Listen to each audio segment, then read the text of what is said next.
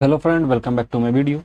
आज की इस वीडियो में हम लोग बायोलॉजी के टॉप 22 प्रश्न करने वाले हैं। ठीक है, जो कि आपके एग्जाम के दृष्टिकोण से काफ़ी ज़्यादा महत्वपूर्ण है। आपके आने वाले सभी एग्जाम जैसे कि railway ALP technician, group D, RPF, RPF SI, RPF constable, SSC MTS, SSC GD वगैरह एग्जाम के लिए काफ़ी ज़्यादा इंपॉर्टेंट है। तो उम्मीद है वीडियो आपको अच्छा लगेगा और इस वीडियो से 1 से 2 क्वेश्चन आपके एग्जाम में आने के चांसेस श्योर होते हैं। ठीक है, चलिए वीडियो को शुरू करते हैं। देखिए, पहला प्रश्न है, निम्नलिखित में से कौन सा एक जीवाणु जनित रोग है? देखिए, पूछा क्या गया है, कौन सा एक जीवाणु जनित रोग है, ये पूछा गया है। याद रखिएगा, ये जो जीवाणु जनित रोग होते हैं ये जीवाणु के द्वारा फैलते हैं। ये एग्जाम में इस टाइप के क्वेश्चन जो है काफी ज्यादा आते हैं। ठीक है, तो इसका सही जवाब की बात की जाए तो सही जवाब होगा option number A, diphtheria. Diphtheria जो है जीवाणु से होता है। ठीक है, बाकी बात की जाए और सारी बीमारियों की, तो जो चिकन पॉक्स है, ठीक है,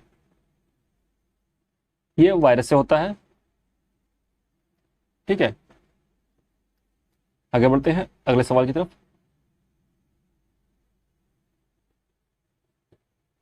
अगला है, कौन सा विटामिन हमारी आंखों और त्वचा को स्वस्थ रखता है? ठीक है, आंख और त्वचा की बात हो रही है, तो याद रखिएगा आंख और त्वचा के लिए सबसे बेस्ट विटामिन होता है vitamin A. Option number B सही होगा।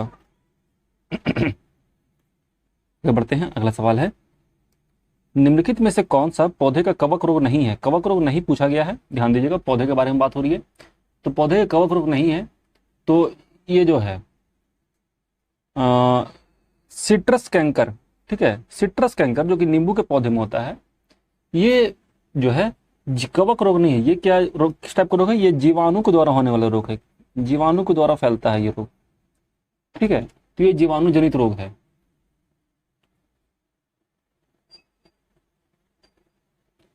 आगे बढ़ते हैं अगले सवाल की तरफ। अगला सवाल है, पेप्टिक अल्सर का कारक जीव एक क्या है? पेप्टिक अल्सर जो बीमारी है ये किसके कारण फैलता है, ये पूछा गया। तो याद रखिएगा, पेप्टिक अल्सर जो है ये किस टाइप के जीव के द्वारा फैलता है? तो ये एक जीवाणु जनित रोग है। ऑप्शन नंबर ए सही होगा। ठीक है, इसका जीवाणु, इस जिस जीवाणु से फैलता है उसका नाम होता है हेलिकोबैक्टर पाइलोरी। ठीक है, क्या नाम होता है? हेलिकोबैक्टर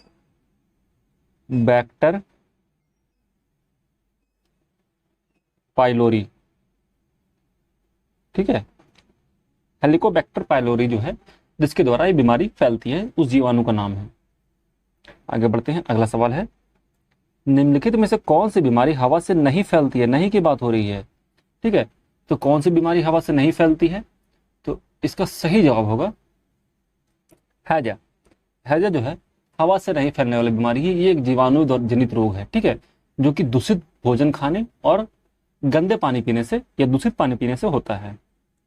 आगे बढ़ते हैं, अगला सवाल है, निम्नलिखित में से कौन सा रोग मच्छरों द्वारा उत्पन्न होता है? मच्छर के द्वारा उत्पन्न होता है, ये पूछा गया है।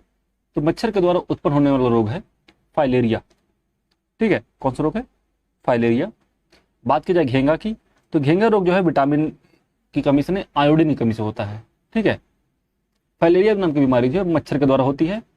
इसका जो वायरस होता है, जो मच्छर होता है, वो एक टाइप का वायरस कैरी करता है, सॉरी, हाँ वायरस कैरी करता है, जिसका नाम होता है एलिफेंटो, सॉरी फेंटियासिस। एलिफेंटियासिस नाम होता है। ये जो है इसके द्वारा फाइलेरिया फैलाया जाता है। आगे बढ़ते हैं, अगला सवाल है, इनमें से किस रोग से पीड़ित रोगी नेत्रदान कर सकते हैं? नेत्रदान कर सकते हैं पूछा गया है। तो याद रखिएगा, जो मधुमेह नाम की बीमारी होती है, ठीक है, ऑप्शन नंबर बी, मधुमेह रोगी जो है जिसको डायबिटीज कहा जाता है या शुगर की बीमारी कहा जाता है, ये लोग नेत्रदान कर सकते हैं। ठीक है, इसके अलावा हाई ब्लड प्रेशर से रोगी, अस्थमा के रोगी, ठीक है, और वैसे बीमारी जो संचारी नहीं है उसके रोगी नेत्रदान कर सकते हैं। ठीक है, बात की जाए टेटनस के रोगी, ठीक है, ये आंखदान नहीं कर सकते हैं। ठीक है, नेत्रदान नहीं कर सकते हैं। रेबीज के रोगी भी नेत्रदान नहीं कर सकते हैं। ठीक है, और नेत्रदान कितने देरी में होता है? मृत्यु के 6 से 8 घंटे के अंदर होता है नेत्रदान। आगे बढ़ते हैं, अगला सवाल है,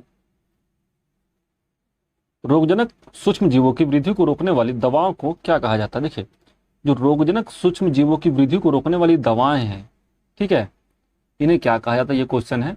तो इन्हें कहा जाता है एंटीबायोटिक्स। क्या कहता है? एंटीबायोटिक्स कहा जाता है। ऑप्शन नंबर सी सही होगा। ठीक है, बात की जाए एंटीबॉडीज की, तो ये प्रतिरक्षा प्रणाली को मजबूत करने के लिए दिया जाता है।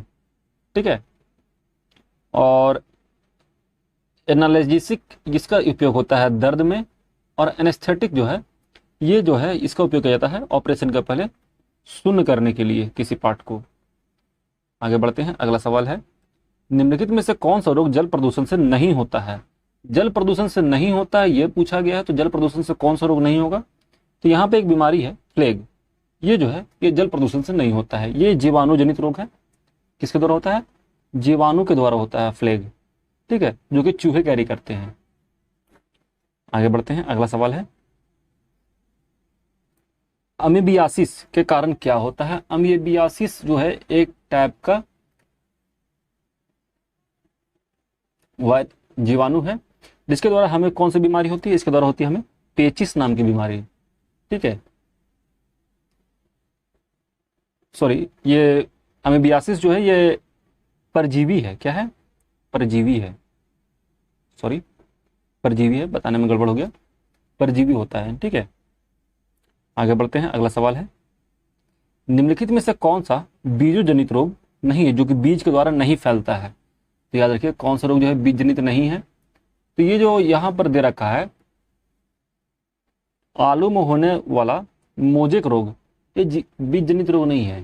ठीक है, ये एक टाइप के कवक से होता है। किसके द्वारा होता है? कवक के द्वारा होता है। बाकी सारे बीमारी जो हैं ये बीज जनित रोग है। ठीक है, आगे बढ़ते हैं, अगला सवाल है, मवेशियों में मुख और पैरों के रोग किसके कारण होते हैं? देखिए, मवेशी के जो जानवर होते हैं उनके पैर और मुख में एक टाइप का बीमारी हो जाता है। ठीक है, जितनी जल्दी उनको खाने में दिक्कत होता है और चलने में दिक्कत होता है। यह बीमारी फैलाया जाता है विषाणुओं के द्वारा। ठीक है, वायरस के द्वारा। आगे बढ़ते हैं, अगला सवाल है,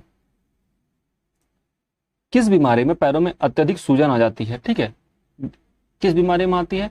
तो इसे हम लोग फाइलेरिया कहते हैं, या फिर हाथी पाँव भी कहा जाता है। ठीक है, या फिर फील पाँव भी कहा जाता है। ठीक है,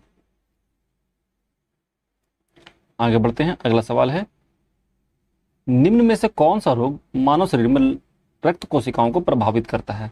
देखिए, मानव शरीर में रक्त कोशिकाओं को प्रभावित करता है, तो ये रोग है ल्यूकेमिया। ठीक है, कौन सी बीमारी है? ल्यूकेमिया। ठीक है, ये एक टाइप का कैंसर होता है। अगला सवाल है, ल्यूकोडर्मा की बीमारी है। देखिए, वैसा कोई भी बीमारी जिसमें कि डर्म वर्ड यूज होता है, ठीक है, तो याद रखिएगा वो त्वचा की बीमारी होती है। किसकी बीमारी होती है? त्वचा की बीमारी होती है। जिसमें भी डर्म वर्ड यूज होगा, कौन सा वर्ड यूज होगा? डर्म वर्ड यूज होगा, तो वो त्वचा की बीमारी मानी जाती है। ठीक है, जैसे डर्मिकुल, डर्मिकुल जो पाउडर होता है त्वचा के लिए है, इसलिए उसमें भी डर्म ऐड यूज होता है। आगे बढ़ते हैं, अगला सवाल है, टाइफाइड बुखार उत्पन्न करने वाले टाइफाइड बेसिलस की परिपक्वता अवधि कितनी होती है? देखिए, जो भी टाइफाइड बुखार उत्पन्न करते हैं, ठीक है, इसके जो वायरस है जिसका नाम है टाइफाइड बेसिलस, इनको शरीर में बढ़ने में कम से कम भी टाइम लगता है, तो 8 से 14 दिन का टाइम लगता है। ऑप्शन नंबर बी सही होगा। अगला है, निम्नलिखित में से कौन सी विटामिन की कमी स्वर्ण चावल गोल्डन राइस से पूरी की होती है? देखिए, गोल्डन राइस से जो हम लोग लेते हैं, इनहेल करते हैं, उससे जो विटामिन की कमी पूरी होती है वो है विटामिन ए। ठीक है, जिसे क्या कहा जाता है? रेटिनॉल भी कहा जाता है। ठीक है, रेटिनॉल कहा जाता है। आगे बढ़ते हैं, अगला सवाल देखिए, दंत क्षरण टूथ डिके को रोकने के लिए निम्नलिखित में से किसको जल में मिलाया जाता है? देखिए, टूथ डिके को रोकने के लिए जल में मिलाया जाने वाला जो सब्सटेंस है वो होता है फ्लोराइड। क्या होता है? फ्लोराइड। आगे बढ़ते हैं, अगला सवाल है, यदि किसी व्यक्ति के शरीर में खालिस्तान की कमी हो जाए तो उसे एनीमिया कहा जाता है। देखिए, किसी के शरीर में किसकी कमी होने पर उसे कहा जाएगा कि उस व्यक्ति को एनीमिया हो गया है, तो ये है लाल रक्त कणिका। ठीक है, ऑप्शन नंबर डी सही होगा। ठीक है,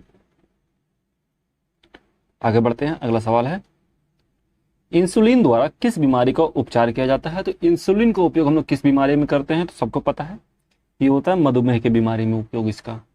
आगे बढ़ते हैं। अगला सवाल है, निम्न में से कौन सी एक वायु संचारित बीमारी है? वायु से फैलने वाली बीमारी का नाम पूछा गया है, तो ये कौन सा बीमारी है? तो यहाँ पर एक बीमारी का नाम दे रखा ग्रोवर। ये जो है एक त्वचा विकार है। ठीक है, जिसमें क्या होता है कि छोटा उभरा हुआ गुलाबी धब्बा का दाना जो होता है, ठीक है, उस टाइप का दिखाई देने लगता है, उसमें आमतौर पर खुजली होती है। ठीक है, ये जो है वायु संचारित बीमारी है। आगे बढ़ते हैं। अगला सवाल देखिए, इफेपी एपिजूटिका, जिसे पैरों और मुंह का रोग कहा जाता है, खालिस्तान के द्वारा होता है। देखिए, इफेपी एपिजूटिका जो बीमारी है पैर और मुंह का है, ये किसके द्वारा होता है? तो ये एक वायरस जनित रोग है, विषाणु जनित रोग है। ठीक है, विषाणु से और भी बीमारियां फैलती हैं, जैसे बात की जाए चिकन पॉक्स की, आपको बताया। ठीक है, कोविड-19 जो आया था। ठीक है, हेपेटाइटिस ए, ठीक है, हेपेटाइटिस बी हो गया, HPV, फ्लू, खसरा, घेंगा, रूबेला, ये सब जो है विषाणु जनित रोग होते हैं। अगला सवाल है, कौन सा रोग त्वचा रंजकता के विकास को प्रभावित करता है? देखिए, त्वचा रंजकता के विकास को प्रभावित करता है, तो इसके लिए जो बीमारी होती है, ठीक है, उसका नाम होता है सिकल सेल एनीमिया, विटिलिगो। ठीक है, सिकल सेल एनीमिया कहा जाता है, जिसमें त्वचा में क्या होता है, ठीक है, रंग उसका जो होता है, नेचुरल जो कलर होता है वो खत्म होने लगता है। ठीक है, उसका जो नॉर्मल रंग होता है वो चला जाता है, कलर जो होता है उसका खराब होने लगता है, इसे सिकल सेल एनीमिया कहा जाता है। ठीक है, तो आज की वीडियो में इतना था फ्रेंड। अगर वीडियो अच्छा लगा हो तो प्लीज वीडियो को लाइक करिएगा, चैनल को सब्सक्राइब करिएगा इसी टाइप के और भी वीडियो के लिए। मिलते हैं नेक्स्ट वीडियो में। उम्मीद है आपको वीडियो अच्छा लग रहा होगा। मैंने इसका चैनल पर प्लेलिस्ट क्रिएट कर दिया है, उम्मीद है आपको पसंद आएगा। मिलते हैं नेक्स्ट वीडियो में, तब तक के लिए जय हिंद, अपना ख्याल रखिएगा and finally thanks for watching.